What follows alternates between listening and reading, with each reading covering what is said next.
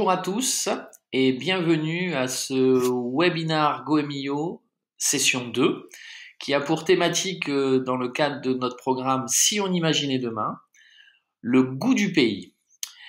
Ce programme, le goût du pays, aujourd'hui, va nous permettre de faire participer, parler deux grands de la gastronomie française, deux grandes gueules de la gastronomie française, Marc Veyrat et Pierre Gagnaire.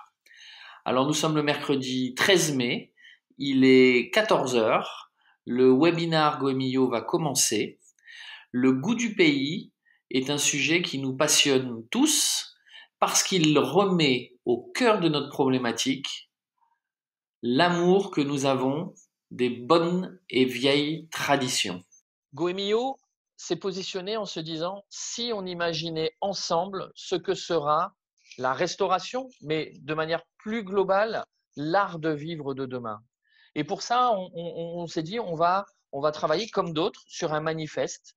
Et ce manifeste, il faut qu'un certain nombre de gens puissent collaborer et y apporter leur pierre à l'édifice. Alors, on a commencé à réfléchir à un certain nombre de thématiques qui nous semblaient importantes à débattre. Et puis, à travers ces thématiques, on allait absorber un certain nombre d'éléments d'information que nous regrouperons à la fin des 12 webinars que nous avons lancés pour pouvoir donner à tout un chacun cet outil dont il se servira pour avancer, pour collaborer, pour ce qu'il voudra. Alors, la première thématique, ça a été la semaine dernière, l'entreprise à taille humaine. Ce que nous voulions voir et ce dont nous voulions parler dans l'entreprise à taille humaine, c'est que nous pensons chez Goemio que le post-Covid, et de toute façon, le chemin était en train de se dessiner, est en train de bâtir un univers de notre métier de l'art de vivre qui se fait à taille humaine. Taille humaine, et vous verrez le résumé des débats qui ont eu lieu et qui étaient extrêmement riches, signifiait que on travaille à taille locale. On travaille avec des produits à taille émotionnelle. La salle est à taille dimensionnée. Les prix sont à taille démocratique. On a commencé à réfléchir à ces sujets de taille humaine. Cette semaine, on travaille sur l'art de vivre, toujours décider discuter, de parler de ce qu'on pouvait appeler le goût du pays. Alors, le goût du pays, c'est un sujet qui est fondamental, important, mais on a l'impression que ce n'est pas un sujet nouveau. Parce qu'on n'arrête pas de nous parler de revanche, entre guillemets, du local et de nouvelles proximités, comme si on avait cessé de consommer des produits du terroir, comme si la gastronomie française s'inscrivait plus dans un héritage qui est en fait gravé dans d'innombrables pays et arrière-pays, et comme si parler de terroir ou de territoire, ça faisait un petit peu réactionnaire, chose que nous pouvons être parfois chez Goemio. Mais le goût du pays, c'est pas ça. Le goût du pays, c'est un puzzle d'émotions. Et on va bien le voir avec Marc Veyrat et avec Pierre Gagnaire. C'est un puzzle d'émotions qui réconcilie le temps et les âges. Ça traverse les saisons, les générations, et ça jalonne nos vies de souvenirs gourmands. Alors, ça comprend quoi le goût du pays? Le goût du pays, c'est les arrière-pays, les arrière-cuisines, les arrière-grands-parents. C'est des arrière-gardes d'émotions, de création et de communication auxquelles on raconte chaque jour de nouvelles histoires. Et ces nouvelles histoires de l'arrière-pays et du goût du pays, elles sont joyeuses, légères, gourmandes. Et ça, c'est le credo de Goemio. Alors, on ne se prend pas toujours au sérieux, mais on a envie de débattre dans le fond et de faire avancer la réflexion sur demain, ce goût du pays, ce qu'il va apporter à notre art de vivre. Alors aujourd'hui, on a Marc Veyrat et Pierre Gagnaire. Marc Veyrat, il a réinventé plus qu'un terroir, il a réinventé, et plus qu'une cuisine de terroir, il a réinventé la façon de s'approprier, de personnaliser un territoire, une cuisine, des recettes. Il a appris, je dirais, plus peut-être qu'un cuisinier qui suit bien tous les chemins qu'on lui fait qu'on trace devant lui. Il a appris presque comme un autodidacte à sentir, à respirer, à analyser tous les parfums, toutes les saveurs. Et son cheminement, il se l'est, je dirais presque, il se l'est fait lui-même avant tout. Il a tout appris, il a appris la pâtisserie, il a appris la cuisine. Mais quand il a commencé à créer, c'était comme comme un artiste. Je sais bien que le mot est galvaudé, que souvent les cuisiniers qui sont des gens modestes disent nous, on est des artisans. Dans le cas de Marc Vera, je crois qu'il y a une partie de fulgurance qui est caractéristique de celle d'un artiste. Alors, on ne va pas retracer tout le palmarès. Effectivement, il n'aime pas bien qu'on lui rappelle qu'il a été cuisinier de l'année Goemio en 89 pour la première année, 90 pour la deuxième. Il aurait pu l'être d'ailleurs encore plusieurs fois après. Je rappelle juste au passage, parce que c'est une anecdote qu'on aime bien. Bonjour Pierre. Bonjour. Bonjour Pierre. C'est une anecdote qu'il aime bien rappeler aussi, et donc je ne vais pas me gêner. Il a été, et il sera, je crois, à jamais, le cuisinier qui a eu un jour 20 sur 20. C'est 2003. Ça s'est poursuivi ensuite les années suivantes, à la fois pour l'adresse d'Annecy, la maison bleue d'Annecy et la maison de mon père à Megève. Et ce 20 sur 20, oui, c'est presque un clin d'œil aujourd'hui. C'est pour lui, c'est à jamais. C'est un peu comme la Coupe d'Europe de l'OM finalement. On l'a eu une fois et après, voilà, ce titre-là, personne ne vous l'enlèvera jamais. Ça symbolisait aussi quelque chose. C'était pas juste un gadget. C'était le fait que il y a quelque chose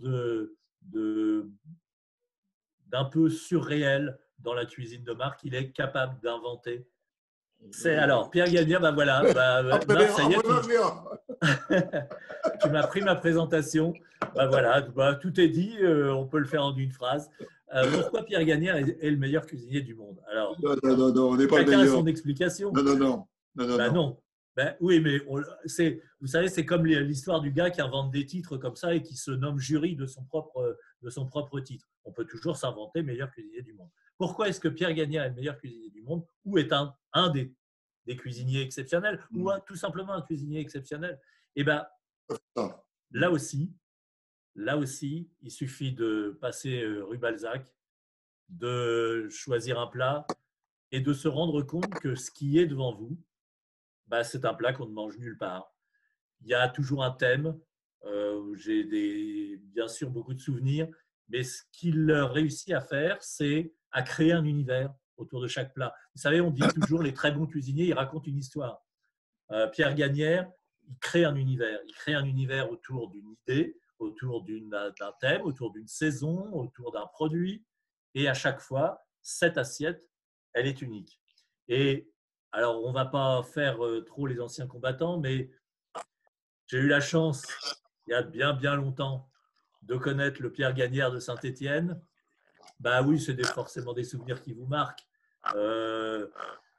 Avoir mangé à Saint-Étienne, l'avoir retrouvé à Paris après, différent et pourtant le même, c'est aussi ça, c'est qu'un grand cuisinier, c'est un homme frotté, c'est quelqu'un qui sait se renouveler sans cesse et qui est pourtant, quelque part, le Pierrot de Saint-Étienne qu'on a connu, devant lequel on s'est tous émerveillés. Et aujourd'hui, Pierre Gagnère, avec son restaurant de la rue Balzac, et puis toutes ses idées, ces autres restaurants qu'il a mis en place et qui sont différents, c'est une expression de la cuisine française qui traverse les années. Et comme je le disais au tout début, Pierre Gagnère comme Marc Vera, ils ont cette capacité d'être toujours devant, d'être à l'avant-garde ou d'être ailleurs, si vous voulez. C'est quelque part comme le nom utopie l'indique en étymologie, c'est être ailleurs. Marc Vera et Pierre Gagnère sont deux cuisiniers utopistes. Je reparle du goût du pays. On a l'impression que le goût du pays, c'est un mode de vie passé. Et en fait, pas du tout. On se rend compte que tous les sujets, tous les débats qui tournent autour du goût du pays sont des thématiques que nous avons entendues depuis quelque temps. Le goût du pays, c'est juste la synthèse moderne de ce qu'on entend avec locavore, proximité, circuit court, etc. Alors, c'est autour de ces sujets-là que nous allons travailler. On vous propose de faire en fait dans le menu qui est là en 2 temps, mais surtout en 3 temps. Il y a déjà 2 questions qui vont vous être posées maintenant par Marc Esqueré et ensuite un débat. Mais ce que je propose, Marc, si tu es d'accord, c'est qu'entre les questions directes qui sont affichées à l'écran et le débat, on pose 2-3 questions du public parce qu'il y a beaucoup de questions et il ne faudrait pas qu'il y ait de frustration, il faudrait qu'on y réponde. Elles sont toutes très gentilles, très bienveillantes, comme les Goemio. Donc, c'est parfait. Alors, une question pour Pierre Gagnère. C'est un peu en relation avec ce qu'on vient de dire, le passage Saint-Étienne, Paris. C'est évidemment être dans une grande ville comme Paris, c'est peut-être recentrer finalement le goût des terroirs, le goût de l'arrière-pays, vers le goût central d'un produit. Est-ce qu'il est possible que le goût du pays, c'est-à-dire le goût peut-être oui d'un produit ou d'un terroir, est-ce qu'il faut le rattacher toujours à une histoire ou à une tradition, ou est-ce qu'on peut être finalement un cuisinier de goût ou de goût du pays dans une grande ville ou au centre d'une capitale comme Paris? Saint-Étienne, c'est avant tout une ville industrielle. C'est pas une ville où on mange. C'est pas une ville. C'est pas une ville qui a un passé avec des produits, avec un savoir-faire. C'est une ville industrielle qui s'est construite autour du XXe siècle, qui a voilà. Donc il y avait d'autres enjeux. C'était celui de survivre. Et donc moi, le terroir, c'est un terroir mental que je me suis construit, et j'ai plutôt bâti mon histoire sur quelques observations de gens qui, je trouvais, ne faisaient pas assez. Et la cuisine, bon, c'est surtout c'est là que Gomillot est important pour moi, parce que c'était cette grande époque des années 80. Gomillot a défendu ce qu'on appelle les cuisines d'auteur, donc des gens qui effectivement sortaient quelque chose de leur casserole qui ressemblait à rien. Donc on était loin du pays, on était loin d'un terroir. Là, votre question, elle est très, je dirais, entre guillemets, très branchée, elle est très dans l'air du temps. Mais ce subit intérêt pour le locavore, d'abord tous les cuisiniers dignes de ce nom, qui ont eu des mentions dans les guides, dans Benio, ce sont des gens qui, tout de suite, ont compris la nécessité d'avoir des produits de qualité. Et quels produits de qualité? Des légumes. Voilà. Donc, bien sûr, il y a des gens comme Marc, comme Michel Bras, qui ont tout de suite, eux, ont été beaucoup plus loin, parce qu'ils ont utilisé leur territoire pour mettre en avant de l'aquilée, du monde des oiseaux, des choses que personne ne connaissait. Donc ça, ce n'était pas mon cas. Mais moi, j'ai compris que les légumes allaient être véritablement les fondements d'une cuisine plus tendre, plus douce, plus végétale. Voilà. Donc le terroir, moi, j'ai du mal à l'accrocher à une vraie réalité, quoi. Pour moi, c'est plutôt quelque chose de très mental. Alors, il y a beaucoup de questions sur ce sujet et on va d'abord tester. Merci Pierre pour ces réponses.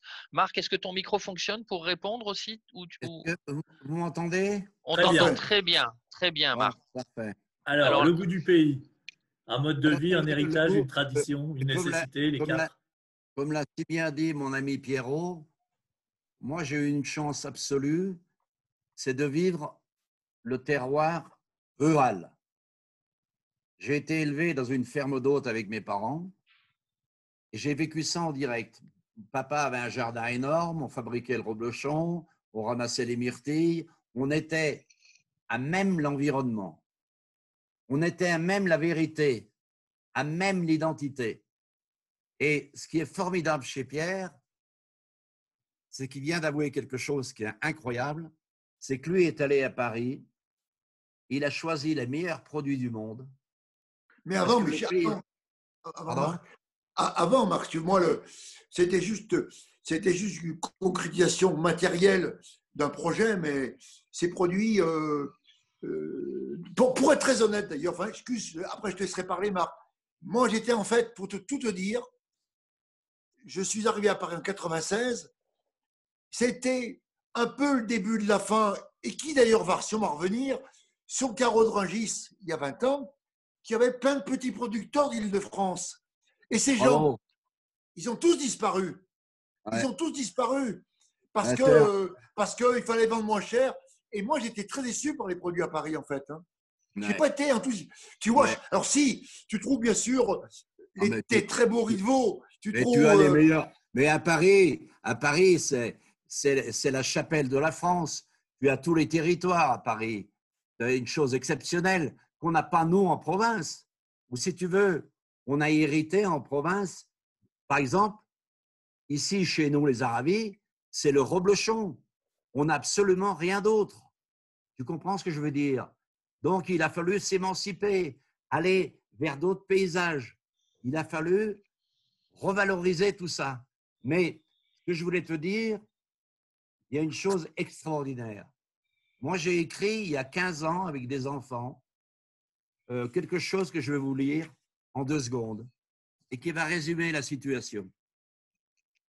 C'est les 10 commandements. Tu utiliseras le panier en osier. On évite le plastique. Tu rendras visite en priorité à nos petits producteurs. Tu limiteras les protéines animales. Tout ce que tu viens de dire, Pierrot. Tu consommeras 5 fruits et légumes du terroir de saison et spécialement bio. Tu ne partiras pas avec une idée, une liste établie de courses. Tu prendras un peu de temps pour cuisiner avec tes enfants. Tu éviteras le gaspillage. Tu regarderas, dénicheras des produits oubliés, pas très chers, avec beaucoup de protéines. Tu reviendras aux fondamentaux auprès de vrais producteurs et tu seras attentif au prix. Voilà les 10 commandements que j'ai mis en exergue chez moi. Quelle année, Marc? Des faits il y a 20 ans. Ah, bravo. Ouais. Il y a 20 ans. Et je peux te dire que là, c'est photographié de partout. Et les gens me disent, mais oui, vous avez raison. Mais ce n'est pas une question de raison. C'est une question de philosophie. Tu sais, moi, j'ai vécu, tu le sais très bien, Pierrot, tu me connais par cœur.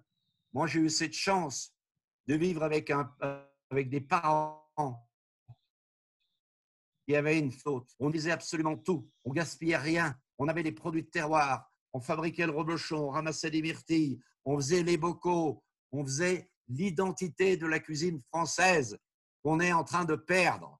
Et ce que tu disais tout à l'heure, j'ai été déçu quand je suis venu à Paris par les petits producteurs.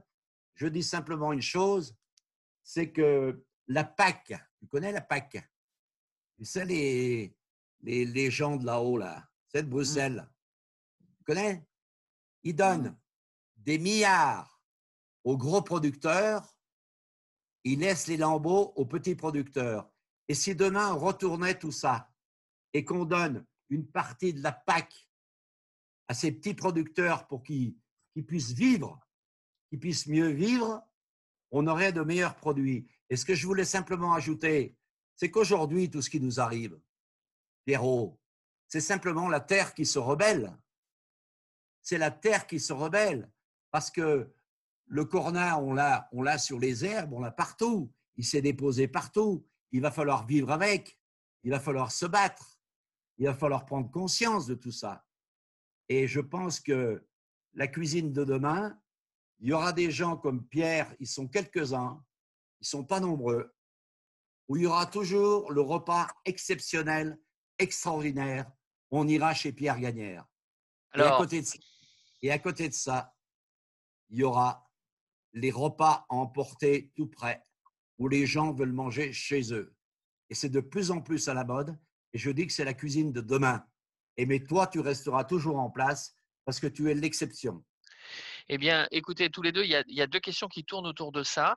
Je vous propose que l'un choisisse l'une et l'autre question, mais elles sont liées. La première, parce qu'elles sont revenues une quinzaine de fois, qu'est-ce que le confinement vous a appris tant personnellement que professionnellement? Et une autre question qui est non pas surprenante, mais tu viens de commencer à y répondre, Marc. Est-ce que selon vous, c'est la fin de la haute gastronomie? Est-ce que ce que nous vivons Non, là est une non, non. période, c'est une question qui est posée, hein? Pas Est-ce que du c'est la tout, fin pas de du la tout. haute gastronomie? Alors, Non, qu'est-ce que le pas du tout. confinement vous a appris et Pas, quelles conséquences a tout cela sur la haute gastronomie? pas du Euh, tout. Il y aura une sélection beaucoup plus serrée. Et je pense que Goemio en est quelqu'un de très averti, avec des gens comme Pierre Gagnère. Ils sont quelques-uns. Ils ne sont pas nombreux. Où les gens iront verront vraiment de manière exceptionnelle, avec des gens d'exception. Et à côté de ça, je pense, moi je le vois autour de moi, j'ai monté un drive, ça marche du feu de Dieu, les gens veulent le repas entier, servi entier, et je pense que là, on va avoir de quoi lutter. Pierre, Ben je quelles sais pas. conséquences tout ça sur la haute gastronomie? Quelle est Écoutez, moi, je pense que c'est trop tôt pour répondre. Alors, moi, voilà, la restauration générale, avec mon expérience stéphanoise, c'est que nous sommes une industrie qui prospère dans des endroits prospères. On est là, on est assis sur le gâteau d'une société qui va bien, d'une société qui consomme, qui sort, voilà. Et aujourd'hui, on ne sait pas du tout ce qui va se passer. Par exemple, il faut être réaliste. Il n'y a plus d'avions. Tous les pays se sont refermés. Nous vivons quand même, enfin, dans tous les cas à Paris, et quand même dans beaucoup d'endroits de France, sur cette économie du tourisme international, pas forcément d'ailleurs qui dépense des milliers d'euros. Il y a plein de gens qui viennent en France, qui consomment dans un jardin public un hot dog, qui vont consommer une terrasse de bistrot, un croque-monsieur. Donc, toute notre industrie, elle repose aussi sur une forme de prospérité. Voilà. Donc aujourd'hui, je pense qu'on est, bien sûr, on a tous envie d'avoir des réponses. On voit bien, quand on ouvre les chaînes d'information, on dit demain, demain, demain. Non, je crois qu'aujourd'hui, il faut parler. Et je trouve que cette initiative que vous avez prise est une bonne initiative. Il faut parler. Parce qu'il y a des idées qui se dégagent. Mais aujourd'hui, bien malin peut dire ce qui va se passer. C'est certain que Marc a raison quelque part. Il va y avoir harcèlement. Forcément, il y a d'abord faire ce que l'on fait à ce niveau-là, c'est un sacerdoce qui demande un engagement total de votre vie et de votre porte-monnaie. On ne fait pas, il faut quand même le rappeler et le rappeler et le rappeler. La haute gastronomie ne fait pas d'argent. On est des gens qui travaillons tellement pour la qualité, pour le bonheur des gens. On n'est jamais, on n'est pas hanté par l'argent. Mais donc, c'est évident que ce qui va sauver, ce qui va amener à une sélection, c'est qu'il y a des systèmes hôteliers où ils tirent des chiffres. Et c'est évident qu'ils diront, on ne gagne pas d'argent, c'est pas possible, on arrête quoi. Donc, la sélection, elle va se faire aussi là, à mon avis. Voilà. Mais je crois qu'il faut attendre pour avoir des résultats sur l'événement futur. Marc, avant de répondre à ta question, pardon, il y a un des téléspectateurs qui, après ton intervention sur la PAC, je te lis une des questions, mais qui synthétise d'autres. Si un retour au goût du pays signifie identité locale et que tous les chefs sollicitent les petits producteurs qui restent, comment le métier va-t-il perdurer? N'est-ce pas l'occasion de recréer un écosystème où toutes les parties prenantes, producteurs, restaurateurs, clients, sont gagnants? Mais en dehors de détourner la PAC, comment faire? Bien sûr, c'est un écosystème. Et puis le problème, n'oubliez pas qu'il y a des personnes qui se nourrissent mal. Donc il faut absolument que le gouvernement, il a bien fait pour le confinement, il peut bien donner quelque chose pour ces gens qui n'ont rien à manger. Vous savez que ça existe aujourd'hui en France. Donc c'est important. Et simplement ce que je voulais dire, on a actuellement on a 35% de produits qu'on met à la poubelle. Vous êtes d'accord? Vous êtes d'accord? Oui, oui, tu as raison, Marc. Oui. Oui, tu as On raison. entend? 35% de produits manufacturés, de produits qu'on a transformés et des produits végétaux. Donc, on a le CO2 qui a baissé et le problème, c'est que aujourd'hui, personne sur les ondes ne parle de nourriture. Alors, je vais vous dire, c'est un double effet. Si on produit 30% de moins aujourd'hui et que le CO2 baisse et que la PAC fasse en sorte que les petits paysans aient suffisamment pour vivre, pour avoir des revenus, vous vous rendez compte que c'est l'écologie qui est en tête de ligne. 30% demain, 35% demain. Si on continue comme ça, personne n'a parlé d'écologie. 35%, c'est 35% de produits en moins que la Terre va produire, mais c'est 35% de produits légitimes. Ce sont 35% de produits extraordinaires. Oui, mais Et je veux simplement dire une dernière chose qui m'exaspère, c'est que ces grandes sociétés, ces lobbyistes, qui utilisent les phytosanitaires, les pesticides, insecticides, nous infectent. Et là, on est pris au piège. Il va falloir absolument arrêter tout ça et redonner la parole aux petits et aux moyens agriculteurs et producteurs qui sont des gens qui travaillent avec le cœur. Les autres ne travaillent pas avec le cœur, ils travaillent avec le fric. Je peux intervenir une seconde. J'ai vu une question. C'est une question qui a été posée par Adrien Zeda. Adrien, c'est un jeune talent qui est à Lyon dans son restaurant qui s'appelle Culina Hortus. Il a été jeune talent l'année dernière et son établissement vient d'être nommé meilleur restaurant végétarien du monde. C'est pas rien, tant mieux pour lui. Et donc, pour reprendre ce que vient de dire Pierre Gagnère sur le coût de la haute gastronomie, est-ce que justement, et c'est la question d'Adrien, le végétal a-t-il pris une place primordiale dans la gastronomie aujourd'hui? Est-ce que justement, on ne va pas, dans cette nouvelle donne, travailler peut-être des produits moins chers, des produits d'agriculture proches, qui ne donneront pas les mêmes plats, c'est-à-dire qu'il n'y aura pas du homard et des truffes dans les plats, mais est-ce que, alors c'est un peu la question que je vous pose à tous les deux, mais particulièrement à Pierre, puisqu'il venait d'évoquer la question, est-ce que de la haute gastronomie, c'est forcément avec des produits très chers, et est-ce qu'on peut faire de la haute gastronomie avec des légumes? non, Attends, je coupe. Justement, si la PAC raisonne et donne les substituts aux petits producteurs, on aura de meilleurs produits, eux vont vivre mieux et seront dans le bonheur absolu. C'est ça le fond du problème. Vous savez, les milliards qui sont dépensés avec la PAC, mais moi j'ai la liste, mais c'est effarant. Est-ce qu'on peut faire de la haute gastronomie avec des légumes et donc est-ce que le végétal va prendre une place supplémentaire? ah oui, mais il l'a déjà pris là, largement. La gastronomie, c'est pas une question de produits chers, c'est une question de, c'est une façon de travailler, c'est une façon de la diversité que l'on offre. C'est bien sûr il y a le produit, mais aussi il y a le travail des hommes, des gens en cuisine qui vont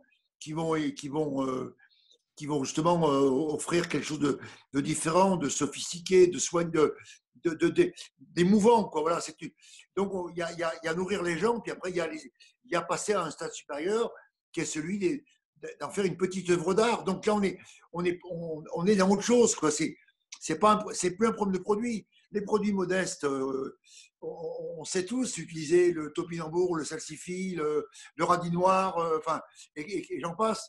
Voilà. Bon, non, c'est l'offre. Et puis aussi, c'est l'offre. Moi, par exemple, je me suis toujours refusé à dire voilà, on fait le menu, voilà, l'inspiration du chef, le menu, ben. Non, moi je trouve qu'un restaurant, il faut aussi être capable d'offrir d'être une palette de produits un peu extraordinaire. Enfin, dans tous les cas, cuisine de façon extraordinaire parce que les gens viennent aussi pour ça chez nous. Moi, cette année, juste avant qu'on ferme, quelques semaines avant, j'avais pas fait ça depuis pas mal de temps, même peut-être jamais. On a fait un thème autour de la langouste royale. La langouste royale, ça coûte 100 € le kilo. Alors, qu'est-ce qu'on doit faire? On doit pas utiliser cette fameuse langouste royale. Ben si, on doit quand même pouvoir être capable d'offrir aussi, mais pas que ça, évidemment, pour des raisons éthiques, par exemple. Moi, je n'ai jamais servi de caviar dans mon restaurant parce que pour moi, ça correspond effectivement à une image un peu, effectivement, un peu bling bling, mais encore, c'est la bêtise, c'est la connerie d'ailleurs, parce qu'on peut faire très belles choses avec le caviar. Non, c'est une question de mesure et c'est une question d'offre. Donc, c'est trouver la bonne ligne entre un travail qui sort des sentiers battus et qui soit économiquement pas dangereux. Parce que moi, j'ai vécu, je me suis moi-même sorti de marque de mes aventures stéphanoises. Il y a un moment, la liberté, c'est aussi l'argent. Donc, c'est continuer à faire son métier avec son cœur et avec ses envies, et puis trouver un moyen quand même de pas plonger, quoi. Voilà, c'est parce que moi, on ne peut pas aujourd'hui ignorer, même lors de ce moment qu'on passe ensemble, l'aspect économique de notre travail. Voilà. Donc, moi, je suis plutôt dans un questionnement général. Je suis pour l'instant, mais pas dans un questionnement où je vais remettre mon travail en cause. Je pense que ça serait dangereux aujourd'hui de dire demain le monde. J'ai bien aimé, j'ai écouté l'autre jour, j'ai lu une interview de Guy Savoy qui disait, il y en a qui disent le monde d'hier, le monde de demain. Et lui il dit, ben moi je veux mon monde. Et ben chacun, l'endroit où Marc vous appelle, vous répond, il n'est pas le même endroit que moi où je suis. On est dans mon monde. Et aujourd'hui, nous, qui avons un peu de talent, qui avons un peu de personnalité, c'est que notre monde, qu'on a mis tant d'années à créer, on puisse continuer à l'offrir aux gens si les gens l'acceptent. Si les gens nous rejettent, on arrachera le dossard. Et on verra. Mais on en revient à ce moment-là à la cuisine d'auteur. Et un auteur, il peut effectivement faire un très grand plat avec de la langouste et il peut faire un très grand plat sans langouste. Quand Marc Vera fait une soupe de légumes, c'est de la haute gastronomie parce que la soupe de légumes, elle est, voilà, il n'y a rien au-dessus. Donc oui, on doit pouvoir faire du végétal. Tu es d'accord, Marc, avec ça? Bien sûr. Alors, j'ai une question, Marc. Tu as parlé tout à l'heure, tout au début, pour revenir à notre goût du pays. Dans le goût du pays, il y a les gens du pays. Tu parlais de ta clientèle, 50% suisse, 20% d'étrangers. Nous avons une question qui revient régulièrement sur… alors là, c'est quelqu'un qui travaille dans le secteur du vin, mais qui nous dit, grosso modo, les gens de Bordeaux ont déployé 1000 trésors pour attirer une clientèle étrangère qui allait leur acheter très cher leurs bouteilles. Et finalement, la haute gastronomie s'est aussi orientée vers une clientèle étrangère. Et comment pouvons-nous aujourd'hui être moins dépendants de cette clientèle étrangère et faire revenir plus de Français dans nos restaurants? Quels sont les leviers pour se protéger de cette désaffection? Les leviers, c'est un peu ce que disait Pierrot. Le levier, c'est quoi? C'est de mettre en exergue, par exemple, une langoustine extraordinaire, et c'est de mettre aussi en levier d'autres menus, par exemple, avec Marc Esqueré a mangé ça chez moi, avec des lentilles que j'avais fait souffler, qui sont extraordinaires et qui ne coûtent rien, parce qu'il faut aussi penser aux gens qui n'ont pas de quoi à manger. Vous savez que ça existe aujourd'hui en France. Et ça, c'est la problématique de fond. Moi, je dis simplement la cuisine.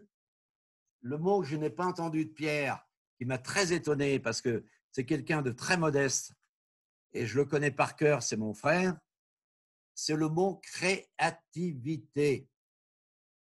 Parce que Pierre est un créateur. Je pense que nous sommes des créateurs.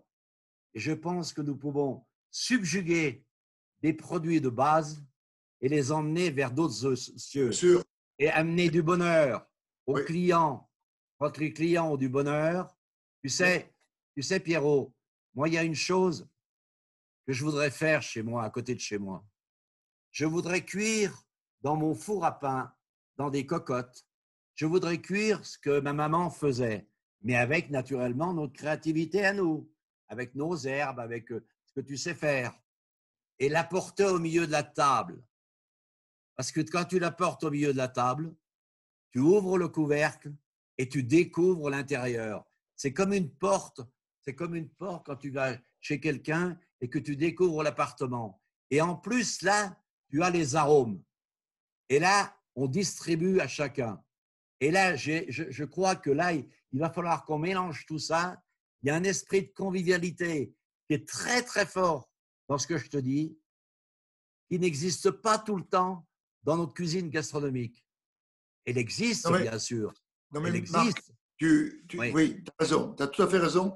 Et le point, je crois, quand on parlait de clientèle, je pense que c'est il faut que dans les maisons,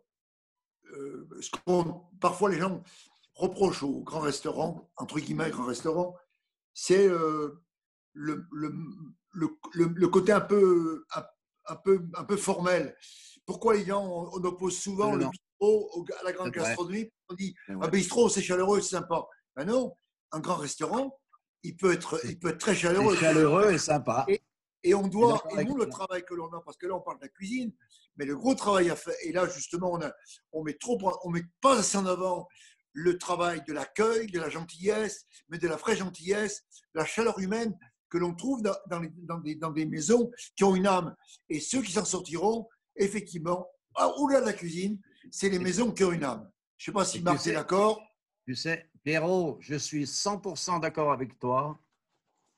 J'ai toujours l'exemple d'avoir une maison qui a une âme. N'ayez pas peur.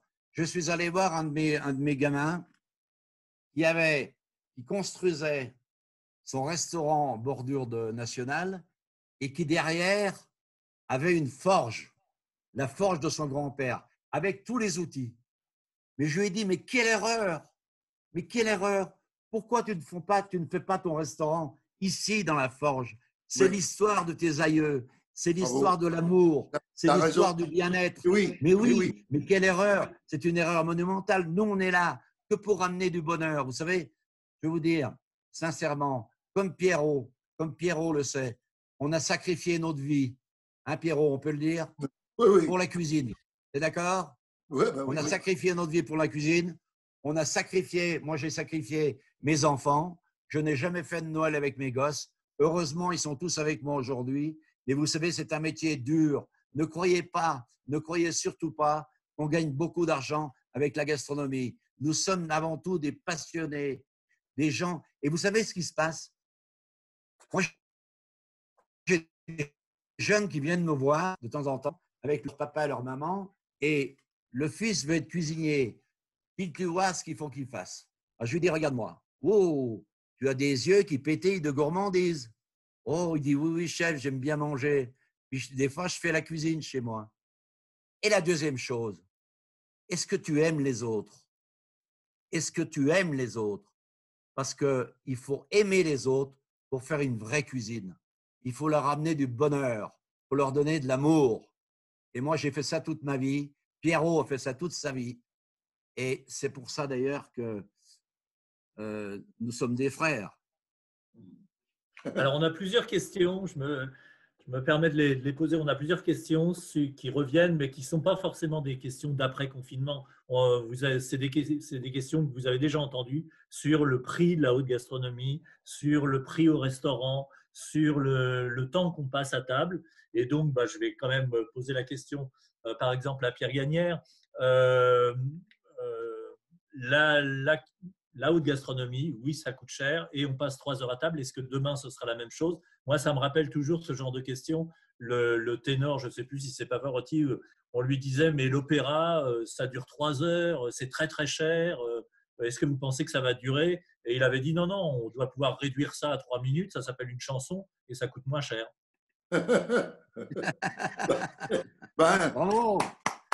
Oui, la réponse Très est belle là. réflexion. bah oui, la réponse est là. Oui, mais il a tout raconté, là. Il a tout Ah, raconté. Mais le donc, problème, qu'est-ce qu'on dit aux gens? mais- Qu'est-ce qu'on dit aux gens à la haute gastronomie eh ben, finalement? on dit, C'est beaucoup on trop dit cher et on reste simplement trop aux longtemps à gens, table. eh ben, on dit simplement aux gens que lorsque une maison comme Pierrot ou une maison comme la nôtre, on a 40 ou 50 employés, ça coûte de l'argent. Et pour les garder, il faut les payer cher. D'accord? Oui. Vous savez combien ça coûte avec les charges? Quand vous donnez 1 euro, vous donnez 2,10 € à l'État, au personnel, et 1,10 € à l'État avec les congés payés. Mais il va bien falloir que… C'est un problème économique. Ce Oui. résultat, il est bien là sur la table. Il faut bien le payer. Et il faut que les gens chez nous soient heureux. Faut que notre personnel soit heureux, soit bien payé. Mais ça a un coût, tout ça. Et la Bien sûr. marchandise. Et on ne parle pas de la marchandise. Pierrot, moi, je suis allé l'autre jour chez lui. J'ai vu des choses que je n'avais jamais vues chez moi, avec des produits exceptionnels. Et vous savez, quand je parlais tout à l'heure de la marmite, Pierrot l'a très bien dit tout à l'heure. Nous ne sommes pas dans les mêmes zones de fonction. Moi, je suis en province. En province, cuire dans le four à bois et amener une terrine, même créative, au milieu de la table, c'est beaucoup plus facile que chez toi à Paris. Oui, Pardon, Pierre, juste pour oui. les personnes qui nous écoutent, je vous lance le deuxième sondage. Voilà. Donc, vous avez le deuxième sondage qui arrive à l'écran. Pardonnez-moi, Pierre. Oui. Allez-y. Oui. Non, mais c'est bon. Moi, j'ai rien de spécial. Je suis. Pour revenir justement sur l'expérience du client au restaurant, est-ce que, pour revenir sur notre thème du goût du pays, souvent on dit que l'expérience justement dans un repas au restaurant, elle est liée beaucoup à l'humain et à la personnalité du chef. Je pense qu'on sera tous d'accord avec ça. Est-ce que Oui. justement vous pensez que dans l'avenir, il faut particulièrement raconter l'histoire des produits, c'est-à-dire est-ce qu'il faut mettre en avant non seulement le chef, mais aussi tous les producteurs, comme font certains d'ailleurs, en citant Ouais, mais tous les producteurs. oui, mais alors là, c'est un débat. C'est le problème par exemple, d'annoncer un plat au client.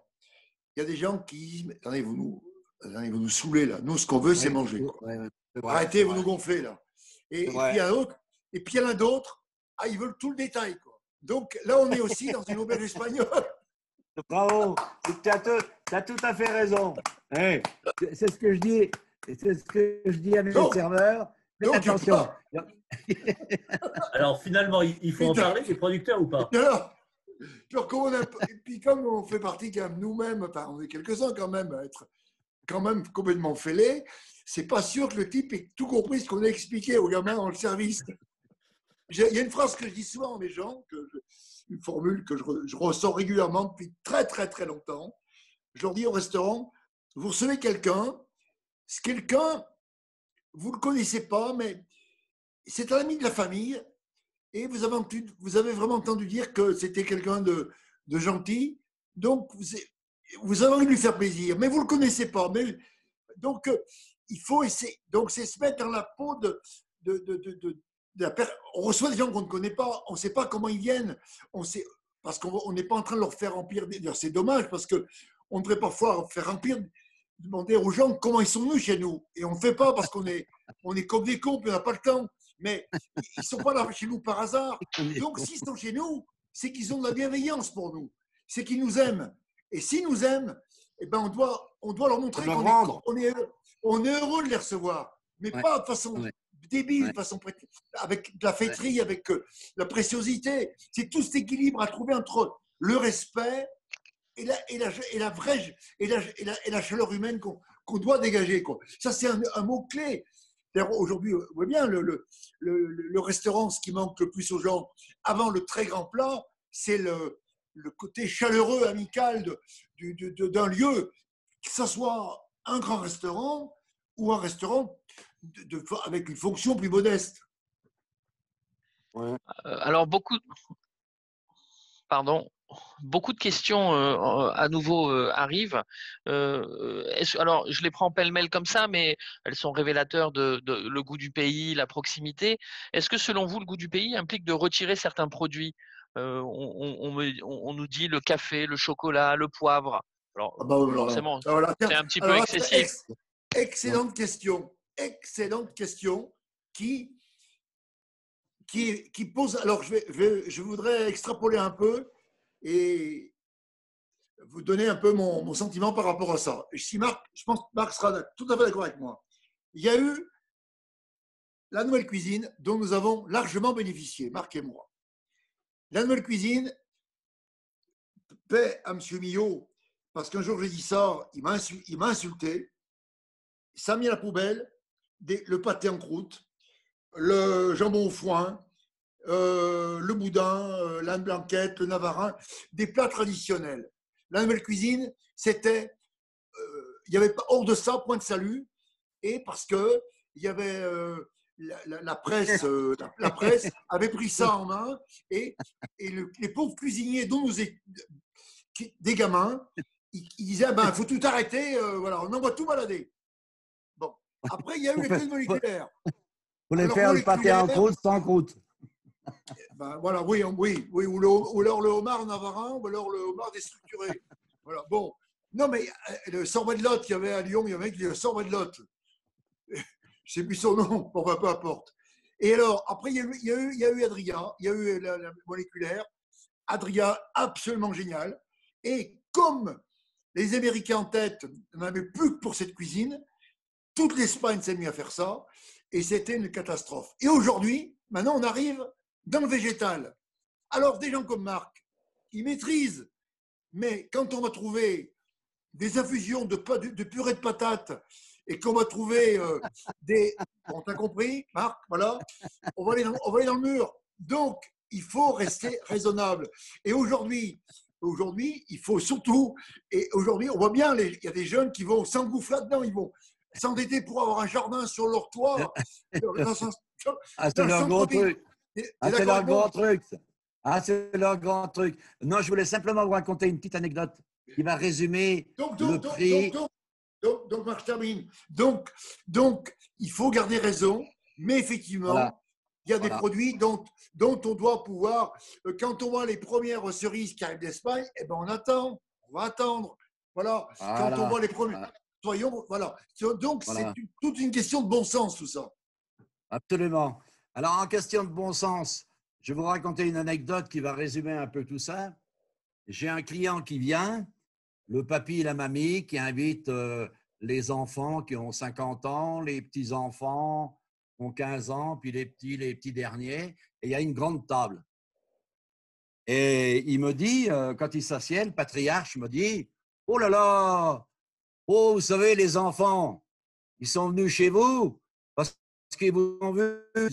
Je leur ai dit, attention, c'est bien cher chez Vera, hein, c'est bien cher, et puis on le voit, il fait de la publicité partout. À mon avis, vous avez fait une erreur. » Alors, les gens s'asseyent, et puis moi, je suis un peu sous ma réserve, tu vois. Et au milieu du repas, il m'appelle. Ah, écoutez, chef, je vais vous dire une chose. C'est un Suisse, hein.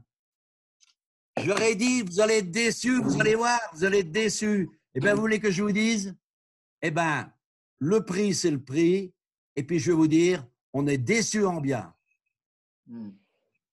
Et tu vois, il était déçu en bien parce qu'il avait vécu un moment formidable. Eh oui, bien sûr. Voilà. Monsieur Vera, monsieur Gagnère, j'ai une question un petit peu désagréable.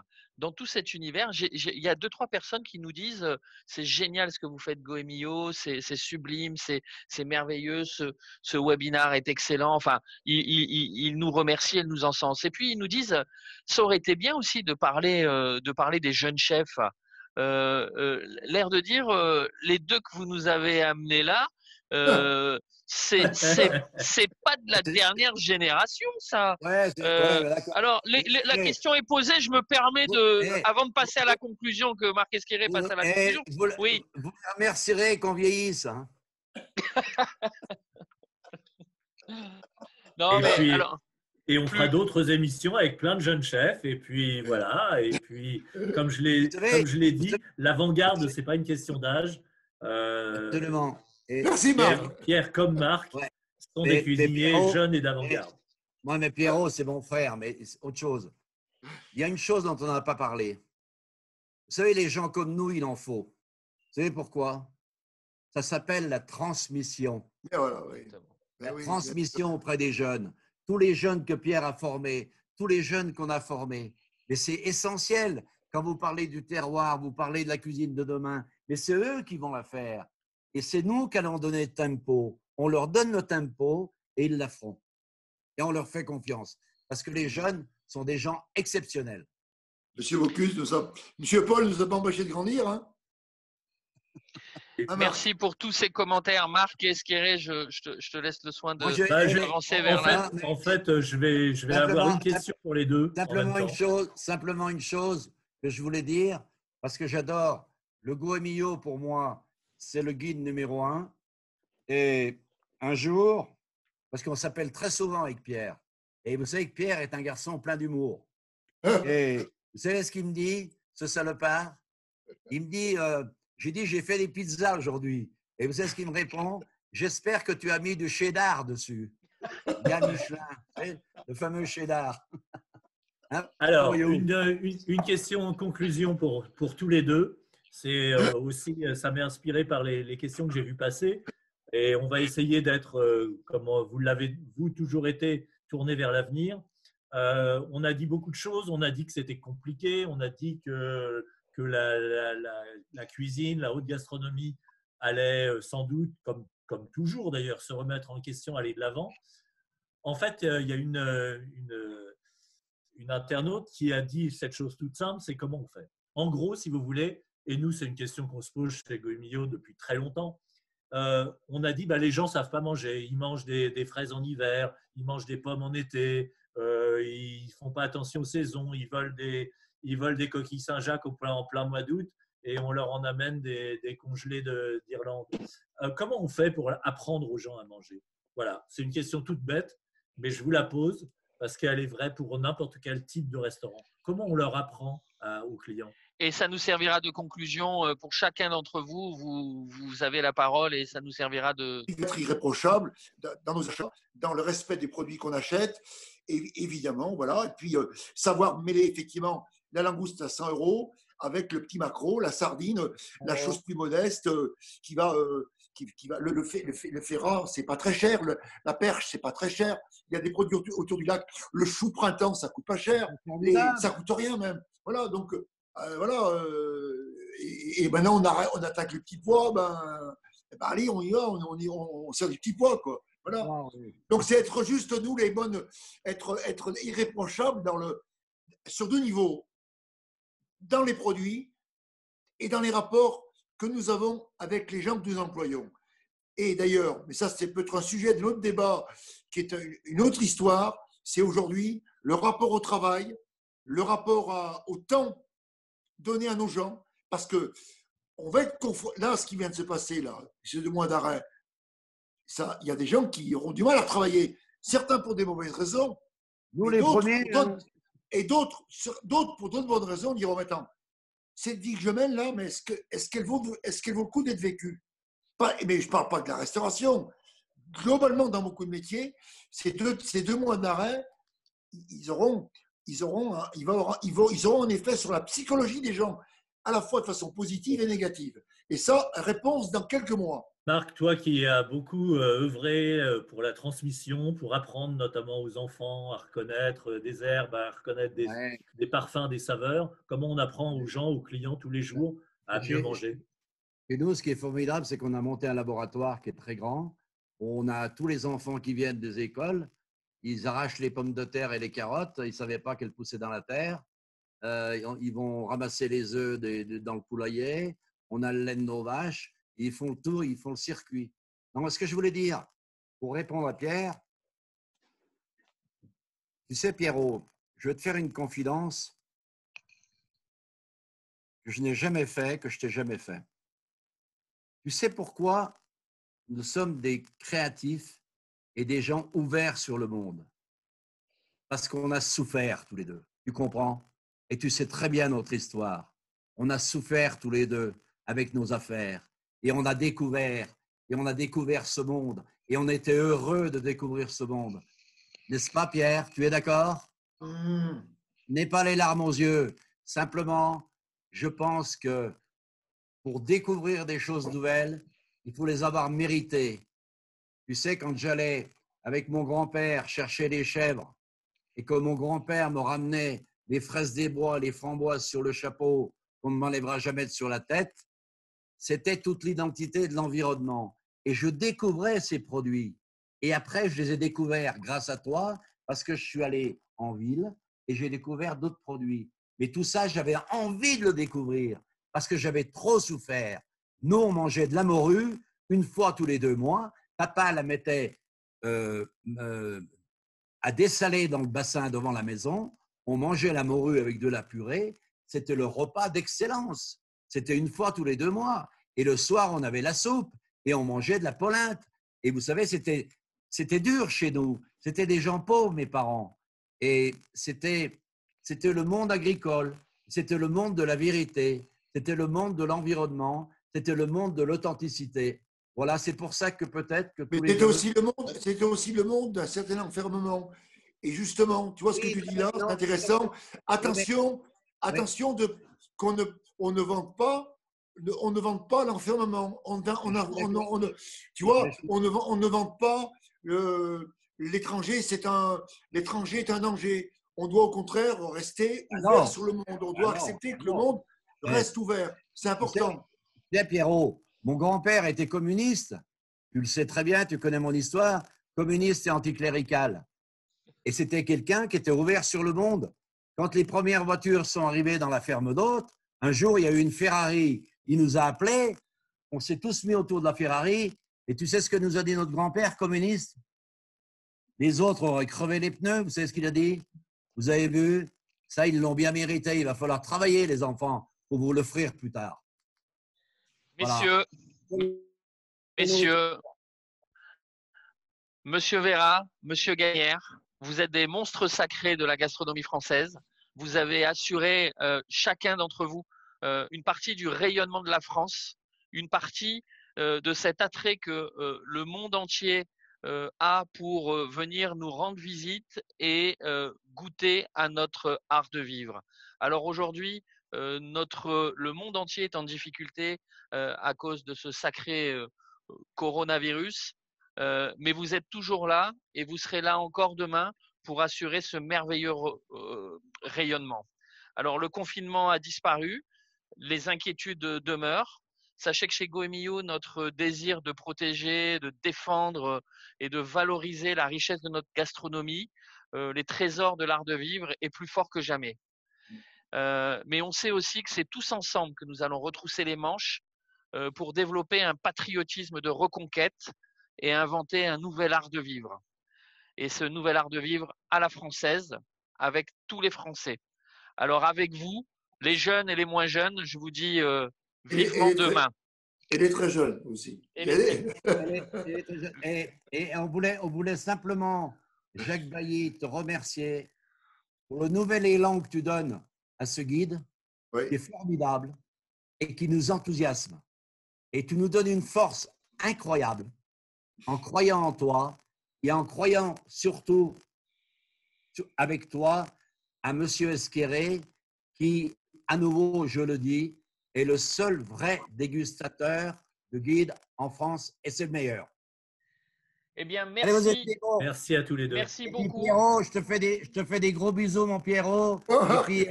Et puis, dis donc, c'est ce qu'il m'a dit l'autre jour. Il m'a dit, t'as un peu de sous, Marco. On monte une EHPAD et on sera les premiers clients. Allez, ce sera le mot de la fin. Merci à tous les participants.